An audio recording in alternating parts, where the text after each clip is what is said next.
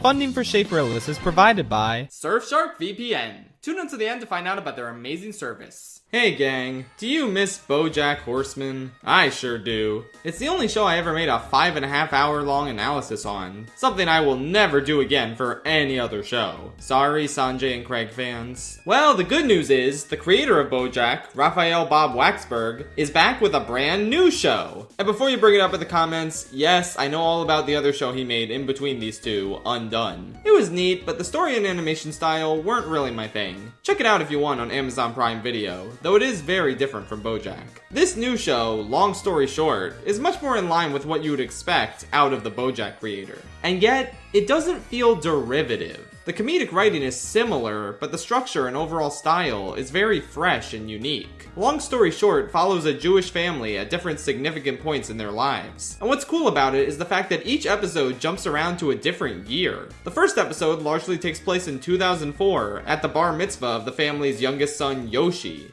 Yes, his name is Yoshi. I've never heard of that as a Jewish name before. I thought it was a name exclusively for Japanese people and green dinosaurs. Regardless, the eldest boy in the family, Avi, takes his girlfriend home to meet the family and attend the bar mitzvah. It's a hectic but fun way to get introduced to all these characters. And it seems like it goes well until the very last shot of the episode, where it cuts to 2022. And Avi is sitting in his car alone. This gets you naturally curious, like, oh, did they break up? Was his relationship with her a blip in time that ultimately didn't matter? Well, I'll drag out the suspense by not telling you and cutting to commercial. Time to hear about Surfshark VPN, the sponsor of today's video. Avi's relationship troubles will have to wait. An incredible product that encrypts your data and protects you online. With Surfshark, you can trick your browser into thinking you're in another country, thus allowing you to access exclusive Netflix or Disney Plus content you couldn't get otherwise. Plus, use its Surfshark alert system to get alerts anytime your email address or password is compromised. Surfshark Alert scans various databases of leaked information and notifies its users if their data is found so they can take action, which is an absolutely invaluable feature. Surfshark is also totally unlimited, meaning you can use it on as many devices as you like,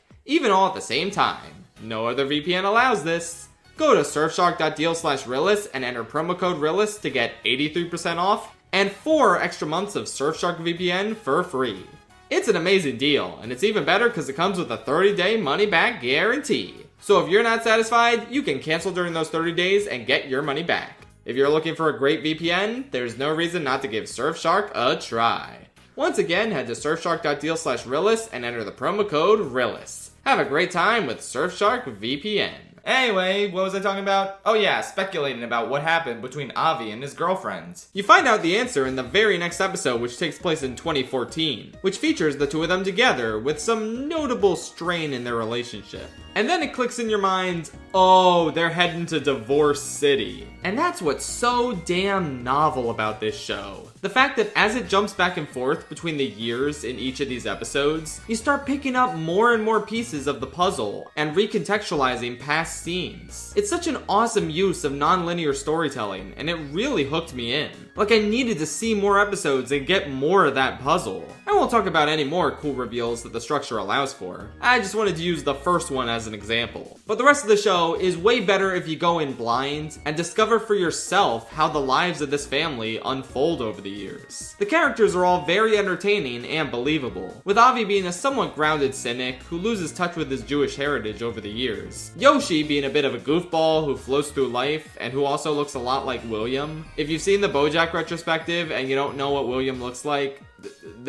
he looks like this. I think my personal favorite member of the family is the middle child, Shira. She's very witty and pretty petty as well, but a fun character to follow. And her relationship with her wife, Kendra, is really sweet. One other bit I really like is how it's said early on that Kendra converted to Judaism, and you'd think she did that because her wife is Jewish. But no, she gets her own episode where you find out it was for the dumbest reason imaginable.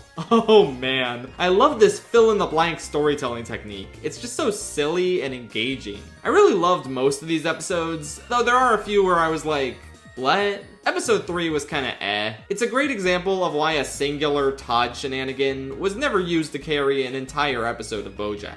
That's the thing about Long Story Short. It's a much more grounded and natural feeling world than that of BoJack. to the point where when it occasionally dips into the sort of unrealistic absurdity that you wouldn't bat an eye at in BoJack, it can kinda take you out of it a bit here. Episode 3 had its moments, but it was just a little too out there for this show, I felt. And the same is true for episode 6. I just straight up don't know what they were trying to say with the wolves. I guess they were a COVID metaphor, but then actual COVID is a thing in this show, so like, the metaphor doesn't really line up. This episode had plenty of funny moments, but it kinda went off the deep end for me. I couldn't follow it. The episode focused solely on Kendra is pretty out there as well, but in a more restrained way that I feel fits the tone of the series better. With all that said, having only 2 out of 10 episodes I didn't really vibe with is a pretty good track record. A hell of a lot better than BoJack's first season for sure. In particular, episodes 8 and 9 of this show kind of floored me. They're the kind of thing that's a little less universal than some of the hard-hitting moments in BoJack.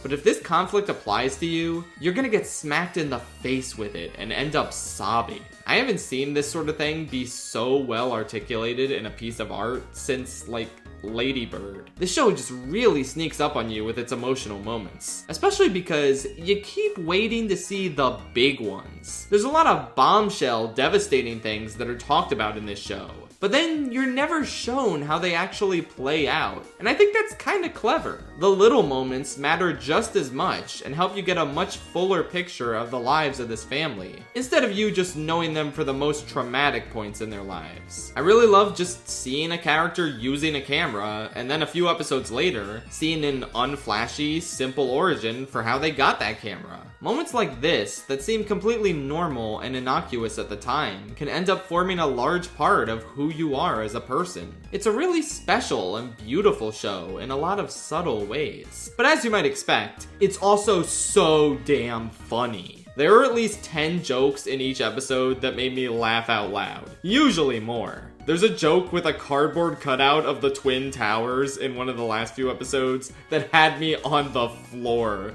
I can't believe I'm saying that. What can I say? This show is great. It gets better and better in my mind the more I think about it. Even the art style I wasn't really sold on at first. It looked a little too simple for my tastes, but it starts to get really comforting and enjoyable the longer you watch, even if the background characters aren't really that detailed. Holy shit, is that Phoenix and Edgeworth? Alright, yeah, this show is peak. I'm giving the first season a 9 out of 10. Please give it a watch. I haven't really seen anyone talking about it, and I really want it to be a success. Fortunately, the show has already been renewed for a second season ahead of its premiere, but I would love for it to keep going beyond that. So please, please, please watch it. It's so good. Tell your friends about it because Lord knows Netflix isn't gonna advertise it. They probably blew their entire marketing budget on K-pop Demon Hunters this year. Everything else, you gotta go digging for yourself. I don't want to go digging in the trenches. There are sharks in there. And not the cool surfing kind like the ones you can find at Surfshark VPN. The spots are...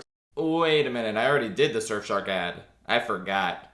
Okay, yeah, video over. Good night, Tri-State area.